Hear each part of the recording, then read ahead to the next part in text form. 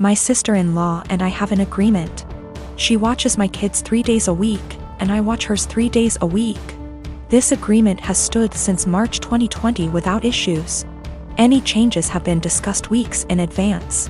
A couple weeks ago, we had an argument. The next day, I brought my kids to her house, dropped them off, and left.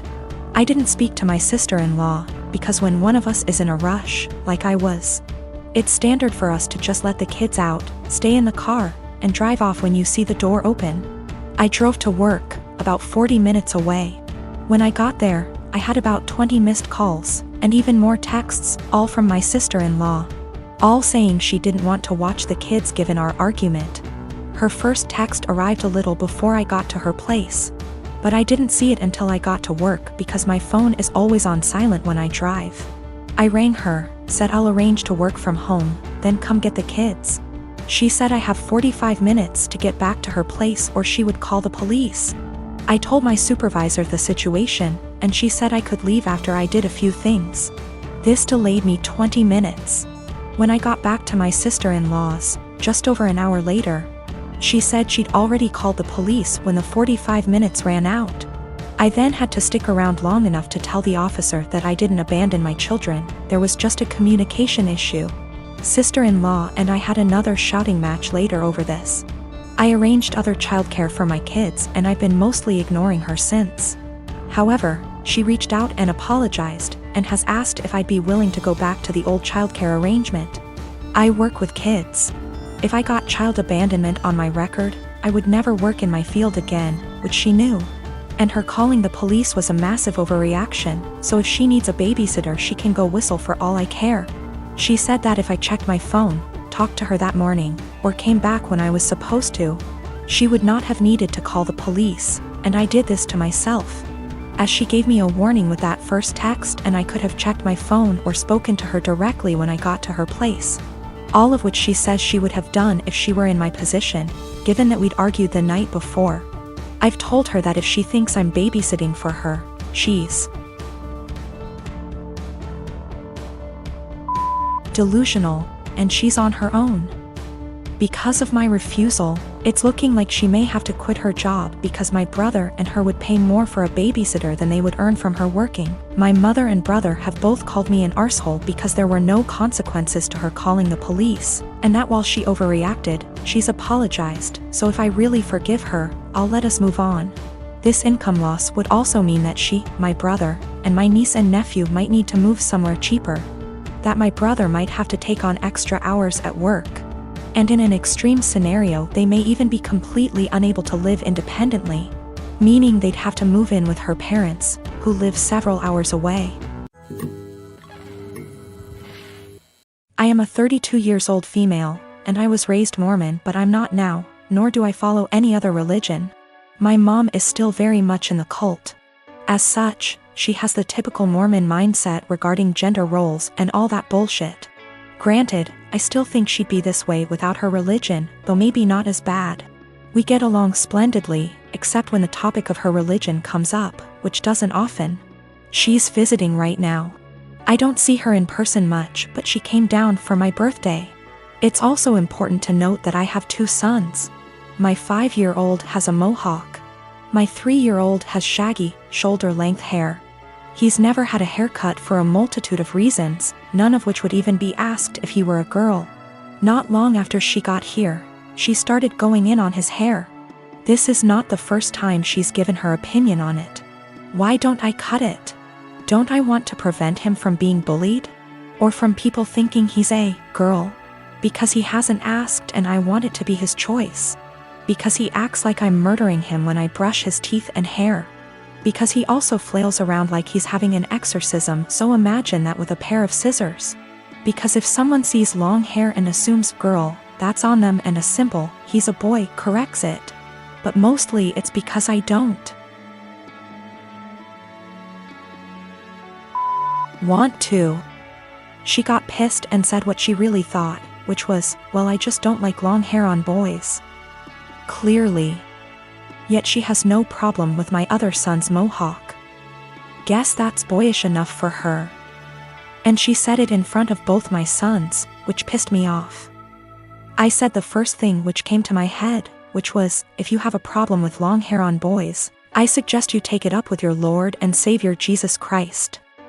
You can start by asking him to get a haircut. Call John the barber. Bruh. If looks could kill, I'd be in outer darkness right now. She steeped in her anger for a while but didn't say anything else. She hasn't changed her opinion, nor will she. But I don't think she wants to get roasted again either, so she won't bring it up anymore. I feel like we're both assholes.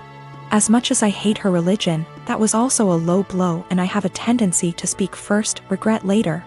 Though I don't necessarily regret my words, I do regret how they made her feel. She is my mom after all. Background about my sister. 2 years ago, my sister was killed in a car accident. She was riding with a friend to the mall, the friend's parent was driving, and teenage boy plowed through a red light while texting on his phone and hit the car my sister, Carrie, was in. Carrie was killed instantly, and her friend, June, was in a coma for 3 weeks before her parents took her off life support. When Carrie passed, I was devastated and angry and just not in a good place. Carrie and I had been extremely close. Despite a 7-year age gap between us, we enjoyed a lot of the same shows, we went to concerts together. We volunteered together, and I took it upon myself to guide Carrie like any big sister would do. Our parents were extremely busy with work most days, and Carrie and I would often cook together and do crafts when we weren't too busy with school work. Carrie wanted to be a NICU nurse when she grew up, and I helped her find a volunteer position at a local hospital to help get her gain some experience being around patients. In short, Carrie was my sister and best friend, and when she passed, I was a mess. The last craft Carrie and I made together was a set of candles. We bought the wax at a local craft store, and we both made each other a candle and decorated the jar it was in. That was the day before she was killed. At her funeral, Carrie was buried with the candle I made her. The candle Carrie made me sits on my desk next to my favorite picture of her and I together at the beach. Or it did, until last week. Background about my boyfriend. I met my boyfriend about 1.5 years ago, about 6 months after Carrie passed. I wasn't looking for a relationship, I was still grieving my sister's death. But Eugene came along, and it was love at first sight. He was extremely supportive, let me cry on him when I needed to, didn't push me into getting over grieving or anything. He was extremely gentleman about everything and very, very patient. After 6 months of seeing each other pretty regularly, we made it official. Eugene came into my life at a very low point, and he has always been very respectful of sentiments I keep from my sister. Never asking me to take them down, always giving me space when I needed to cry. Eugene, along with most, if not all, of my friends and family know about Carrie's candle. There was a point after she died where I would take the candle with me everywhere out of fear that someone might light it, or steal it. Or who knows what. The point is, that candle was and still is a very important part of my life and something that my sister made for me and me alone. When Eugene and I moved in together about 4 months ago, I packed away most of the reminders of my sister and put out the candle and picture on my desk. I felt that this was a huge step because when I'd lived just by myself I had pictures everywhere and a few knickknacks laying around from my sister. I wanted to make Eugene and I's home our home with just a small part of my sister there. Eugene understood and was very supportive. Last week, we had a massive winter storm that knocked out power. We didn't have power for 3+ days. The power was knocked out at Eugene and I's house while I was at work, which did not lose power. Eugene texted me that he was going to light some candles and try and get a generator, so we could have some for of power or at least be able to charge our phones / use lights / etc. Now, we have probably 30+ candles in our house. I am a huge fan of sales, and when Bath & Body Works has a candle sale, I like to stock up and get a range of scents. We have candles scattered all over our house. In the room where my desk is, there are no candles aside from the one Carrie made me. None at all, and there never has been. This room is also downstairs, where Eugene doesn't spend a lot of time, his desk is upstairs. When I arrived home from work last week, I noticed a bunch of candles burning in our living room, safely.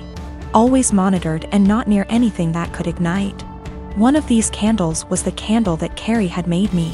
I burst into tears, and when Eugene heard me crying he came out from the bedroom, where he was lighting more candles.